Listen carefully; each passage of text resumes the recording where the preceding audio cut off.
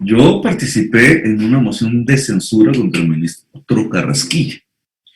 En ese entonces quedamos en minoría. Usted lo recordará porque debió haber cubrido el evento.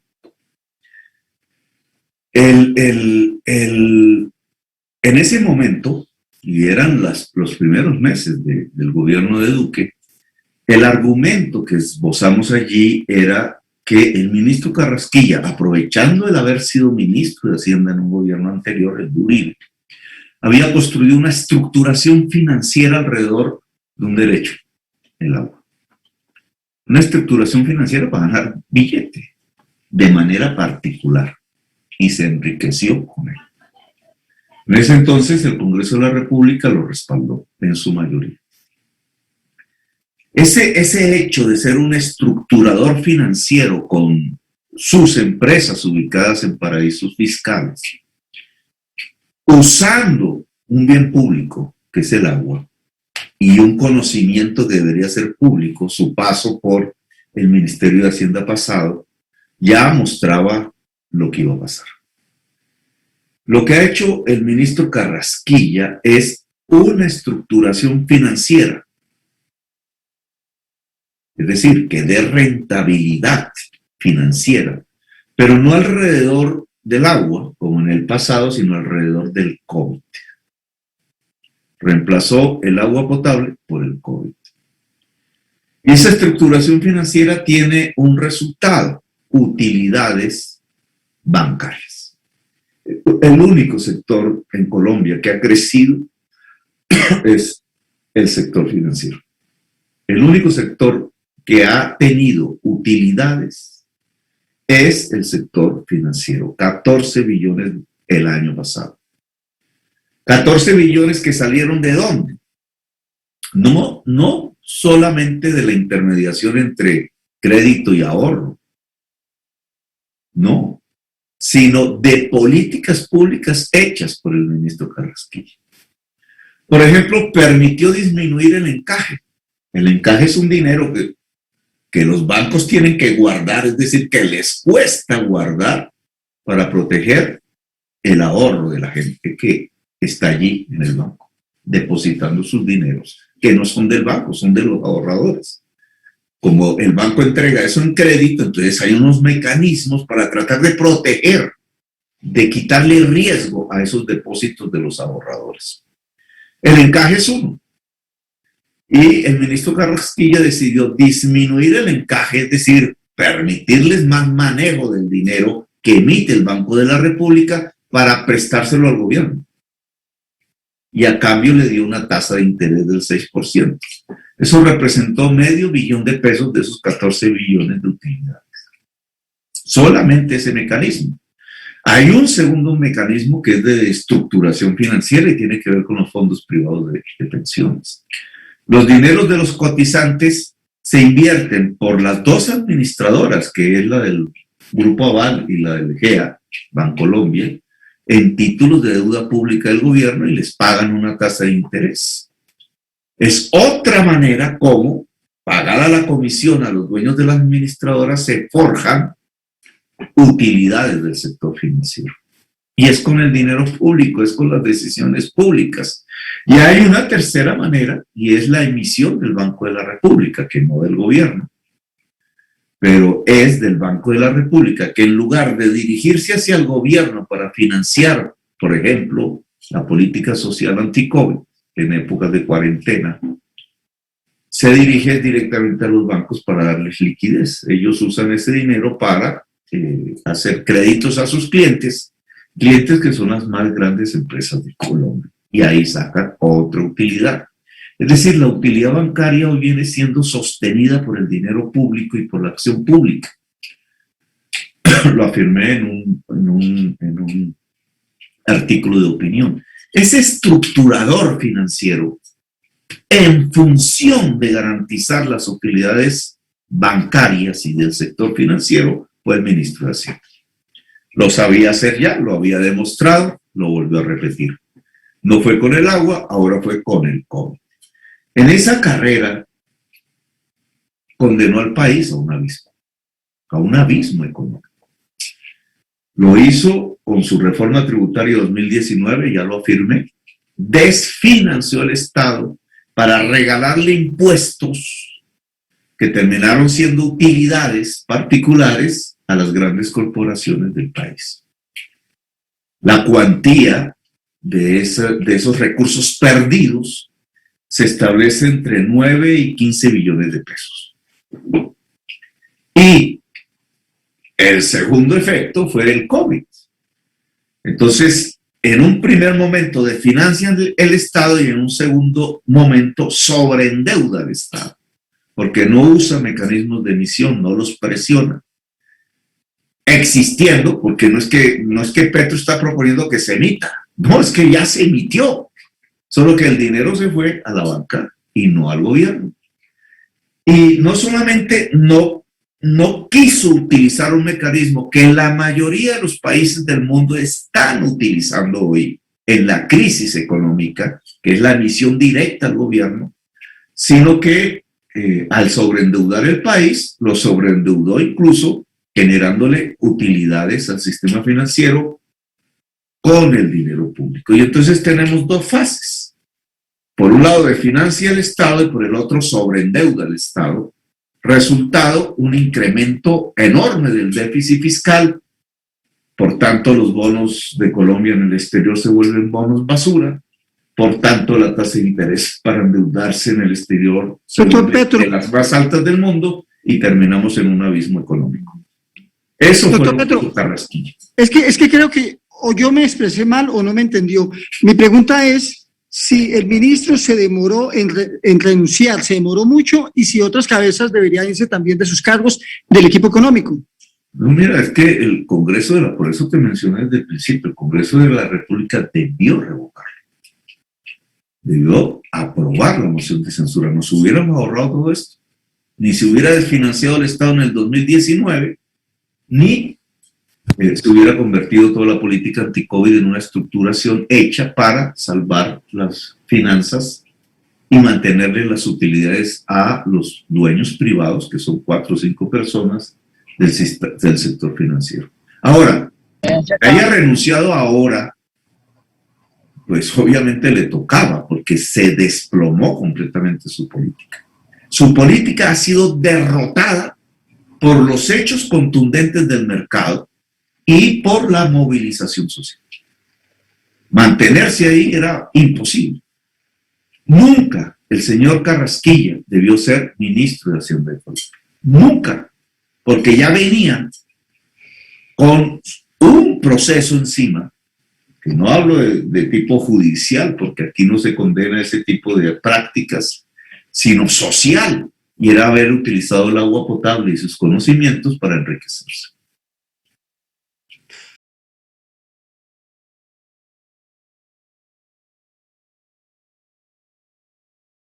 Acaba de nombrar a José Manuel Restrepo como nuevo ministro de Hacienda. ¿Cómo reciben esta noticia? Este nuevo ministro, si es el ministro de Comercio, ¿cierto? Porque puede ser un homónimo, usted me dirá. Pero si es el mismo, Abondano, el Restrepo Abondano, puede ser más de lo mismo, digamos. No, indudablemente estamos en un gobierno de Duque que se agotó. Ha puesto el ministro de Comercio como ministro de Hacienda, más o menos solidario pues, de la política del gobierno hasta este momento. El ministro de Comercio no se opuso a la reforma tributaria de Carrasquilla, debiendo oponerse, porque si algo iba a perjudicarse allí, además de la población trabajadora, era el mismo comercio, entre otras cosas, porque una población que disminuye su ingreso disponible, que es el que le queda después de impuestos, pues consume menos. Y lo que se produce es un mayor raquitismo de la actividad productiva y económica del país. Este señor no se opuso, hasta donde yo tengo entendido, puedo equivocarme, pero demuestra agotamiento, es decir, tiene que hacer recambios, mover las fichas de su propio gabinete, no encuentra fórmulas diferentes. Y yo creo que si algo se podía esperar en este último año de gobierno, es que Duque encontrara fórmulas diferentes. No las ve. ya se está agotando, se agotó. Es más de lo mismo. Solo cabe esperar que Duque sea capaz de dialogar con el movimiento social. Eso es lo que yo esperaría de él. Roy decía que se dedicara a la vacunación, y en realidad es que la vacunación es una verdadera política económica hoy. Eso lo entendió muy bien los Estados Unidos, Israel, el Reino Unido, más lejos otros países, pero lo entendieron muy bien. Lograr la inmunización es la reactivación económica. Y no lo entendió el gobierno de Colombia. El gobierno de Colombia incluso puso un sesgo a la entrada, un sesgo ideológico a la entrada de vacunas. Si estas vienen de Rusia, no. Si estas vienen de los Estados Unidos, sí. Y ahí entramos, fue a una dinámica en donde lo que sucede es que no tenemos vacunas, que los ritmos de vacunación no llevan a la inmunización de la población colombiana este año, ni el año entrante. Y por tanto, si eso sucede, a menos que se encuentre otro tipo de medicamento, que lo veo poco probable, las olas, los picos de la epidemia se seguirán sucediendo. Ya no tendremos 3 como hoy está hoy, sino 4, 5, 6, 7, 8. Y eso significa golpe, hambre. La mejor política de reactivación económica hoy, y es lo que le sugeriría a Duque que implementara, es vacunar lo más rápidamente posible la población, abrir las puertas del país a todas las vacunas hoy existentes de calidad, independientemente de sesgos de geopolítica, porque ni siquiera son ideológicos. No hay ninguna diferencia entre la ideología de un señor como Putin y la ideología de un señor como Trump. Son lo mismo. Igual que están enfrentados por competencias de poder geopolítico, pero no por diferenciaciones ideológicas. Las vacunas chinas, la vacuna cubana, la vacuna rusa, las vacunas alemanas, las vacunas probablemente españolas, la vacuna hindú, las vacunas norteamericanas, todas deben entrar en Colombia, y él debe establecer una política rápida de negociación con las vacunas existentes y pelear en el concierto de las naciones del mundo a través de las instancias respectivas por la liberación de patentes, que es lo único que podría realmente salvar la humanidad hoy y vacunar a la humanidad lo más rápidamente posible. Es decir, que las patentes no correspondan solamente a 7 farmacéuticas, sino que al liberarse pueda producirse vacunas en cualquier laboratorio con capacidad de hacerlo, incluidos laboratorios colombianos. Muchas gracias. Continuamos con Gerardo Aristizábal de CMI. Hola, buenas tardes a todos. Yo quisiera respuestas un poquito más breves porque si no nos van a dar las 11. Los he oído quejarse de que es más de lo mismo, que el diálogo es del gobierno con sus amigos. Senador Gustavo Petro, usted siempre ha dicho que sacó 8 millones de votos y que los 8 millones que lo acompañan, ¿estaría dispuesto a ir con sus 8 millones de votos a Palacio si lo convoca el presidente para que no sea más de lo mismo en ese diálogo que piden, que debe ser con los sectores sociales? Y caída la reforma tributaria de Duque que ustedes manifiestan, hasta deben ir las movilizaciones en las calles. ¿Cuál es el motivo para permanecer en movilizaciones? Gracias. Sí, lo primero, yo hablo cada vez que me invitan, pero tengo una propuesta y me gustaría hablar sobre esa propuesta, no sobre otras, aunque las escucharía. Me gustaría hablar sobre la derogatoria de la reforma tributaria del 2015, porque creo que es la salida rápida y fácil al abismo económico en que nos dejó sumidos Carrasquilla, desde el punto de vista de las finanzas del Estado, porque hay otras crisis que necesitan otros instrumentos, indudablemente. Hablemos de eso. Yo invito a Duque a hablar de eso. Si queremos una vacunación rápida de la población, hablemos de cómo ayudar para que en donde se están ubicando hoy las vacunas Colombia puede acceder a ellas y ayudamos, claro que sí, podemos ayudar. Podemos hablar de eso, porque eso significa avances para el país, para la nación. Pero si nos va a invitar simplemente para un decorado, en donde con nuestra presencia el presidente Duque va a hacer una reforma tributaria similar a la actual, pero con otras palabras, pues a eso no participa, porque eso sería una trampa a la población. Es más, yo creo que antes de hablar con Petro, el presidente Duque debería hablar con la gente, con las organizaciones sociales, con las centrales obreras, con esa juventud a la que está golpeando, para establecer un acuerdo nacional. Antes que hablar conmigo, debería hablar con ellos, porque ellos son los que están en la calle. Y respondo su segunda parte rápidamente su pregunta. Si la población colombiana decide seguir en paro, seguir en la movilización, es su decisión, no es la nuestra. Nosotros la respetamos. Si sus organizaciones sociales ven, por ejemplo, en el proyecto 010 de salud, un enorme peligro, y lo es, que es que ya no vamos a tener 80 EPS, 40 y pico, que son las que hay, sino 10. Entre esos, las EPS ligadas a los intereses del ministro de Salud a través de su jefe político, el señor Valdarriel. Si eso va a ser así, y entonces vamos, en lugar de mirar cómo es que se puede vacunar rápidamente a la población, lo que vamos es a mirar cómo se vuelve más mercancía la salud. Pues vamos en el camino contrario. Y si la población y las organizaciones sociales quieren reivindicar su salud pública, pues bienvenido sea. Mire, Gerardo, en Madrid, España, hicieron un modelo de salud catastrófico. Los viejitos se murieron en todos los centros geriátricos de administración privada. ¿De quién era la administración privada? De las constructoras de carreteras. Una orgía financiera con la salud. Ese modelo lo trajo Peñalosa a Bogotá. Con ese modelo es que quieren demoler el San Juan de Dios y hacer un hospital nuevo, pero administrado ¿por quién? Por una constructora de carreteras española, Copasa. Ese modelo es el que está en la ley, pero para todo el país.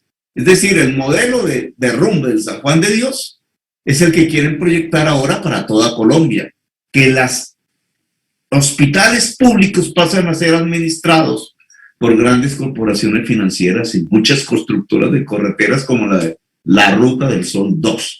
Eso no es lo que hoy necesita la humanidad y Colombia para enfrentar el COVID. Hacer más negocios de la salud, concentrarlos más y darle una tajada mayor del ponqué al jefe político del ministro de Salud. Eso no puede ser. Y si la población va a rechazar eso en las calles, lo decide, y esperar de Duque que retire también ese proyecto, pues a mí me parece que es lógico, ¿no? Si es que nos está matando un sistema de salud mercantil. Mercancía la salud, cuando es un derecho, igual que el agua potable en el pasado. Mejor dicho, senador Petro, discúlpeme, lo interrumpo para a ver si le entiendo. Caída la reforma de la salud, ahora van por la reforma, caída la reforma tributaria, ahora lo que sigue es tumbar la reforma de la salud. Porque es que si la gente en la calle sale, incluso superando el temor al COVID, ¿por qué sale? Hermano, porque no tiene salud, porque tiene hambre, porque la crisis social la lleva a tratar de defender sus derechos de mínimo sostenibilidad, su mínimo vital, para no morir, salen a la calle, porque es un gobierno que los dejó desprotegidos. Entonces, claro que hay una serie de temas que hay que ver en este tema de la política social. ¿Cómo se podría solucionar pacíficamente? Pues que Duque hable con las organizaciones sociales, antes de hablar con Vargas Lleras, antes de hablar con Misael Pastrana, antes de hablar con su jefe político Uribe o con su hijo heredero. Hable con las organizaciones sociales. Y entonces el problema, por lo menos de la intranquilidad en las calles, se soluciona si llega a unos acuerdos. Con Misael no puede hablar porque hasta la estatua la tumbaron. Pues con Andrés sí, el heredero. Bueno, continuamos con Cintia de Red Más. Hola, buenas tardes. Quisiera preguntarle al senador Petro qué piensa del comunicado que acaba de sacar el Centro Democrático, en donde dice que el vandalismo y los hechos violentos que se están viendo en Colombia es un plan orquestado por la izquierda radical y criminal financiada por el narcotráfico. ¿Ustedes están de acuerdo con esta teoría? Gracias. Yo solamente he visto al narcotráfico en el poder en una sola organización política, la de ellos. Eso eran las convivas. Que yo sepa, el progresismo gobernó en Bogotá, que no es la izquierda radical, porque la izquierda radical es el ELN, que está en armas. Y el progresismo, que cuando gobernó en Bogotá, no gobernó con narcotraficantes. El gobierno no hay uno solo, muéstrenme uno. Yo, en cambio, les puedo mostrar un listado largo de narcotraficantes en los gobiernos de Uribe. Empiecen por el Ñeñe. Así que ese comunicado no es más sino tratar de prenderle fuego a la hoguera. La gente que está en la calle votó por Uribe. Ustedes lo vieron en los cacerolazos, en las multitudes de Medellín, en los grandes Manizales, donde se votó mayoritariamente por Uribe en el pasado. Pues esa misma gente que votó por Uribe es la que sale a las calles. Y ahora, solo porque esa gente sale por defender sus derechos, entonces ahora les dicen que son de izquierda radical, pero no eran de izquierda radical cuando votaron por Uribe. No, esa es la sociedad colombiana, ese es el pueblo de Colombia. No es ni de izquierda radical ni de derecha radical, es el pueblo, punto. Traten de dialogar con el pueblo.